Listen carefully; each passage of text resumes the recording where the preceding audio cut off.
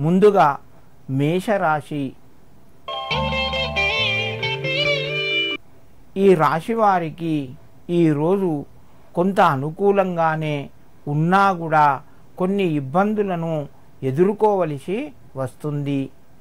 మీ యొక్క మాట తొందరపాటు వలన మీరు మనోవేదనకు గురి అయ్యే అవకాశం ఉన్నది.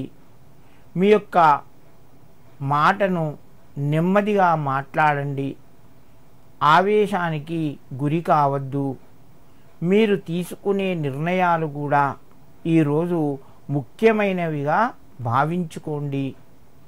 మీ ప్రయత్నాలు కొంతవరకు ఫలిస్తాయి. ధనపరంగా అనుకూలంగా ఉన్నది. కుటుంబ సభ్యుల మధ్యన సహాయ సహకారాలు మీకు లభిస్తాయి. మేషరాశి వారు ఈరోజు లక్ష్మీ అష్టకాన్ని చదువుకోవడం వలన మరింత శుభయోగం పొందుతారు.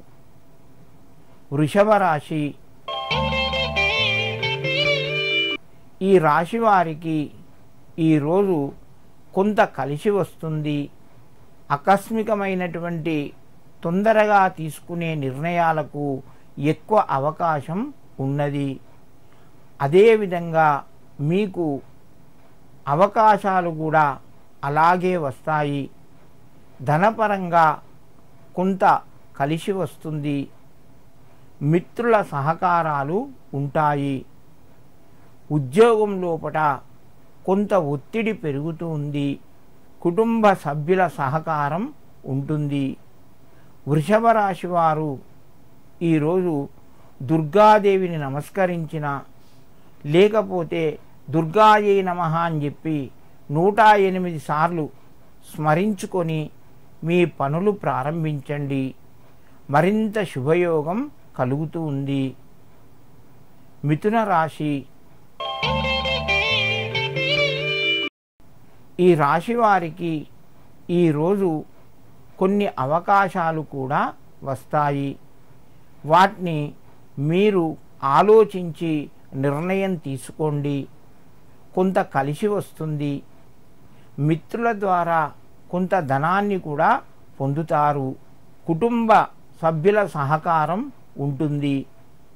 నూతన ప్రయత్నాలు ఫలిస్తాయి. ఉద్యోగస్తులకు అనుకూలంగా ఉంది.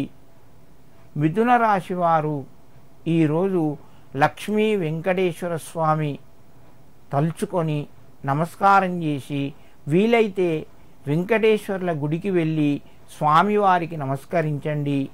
మీకు మరింత శుభయోగం చేకూరుతుంది.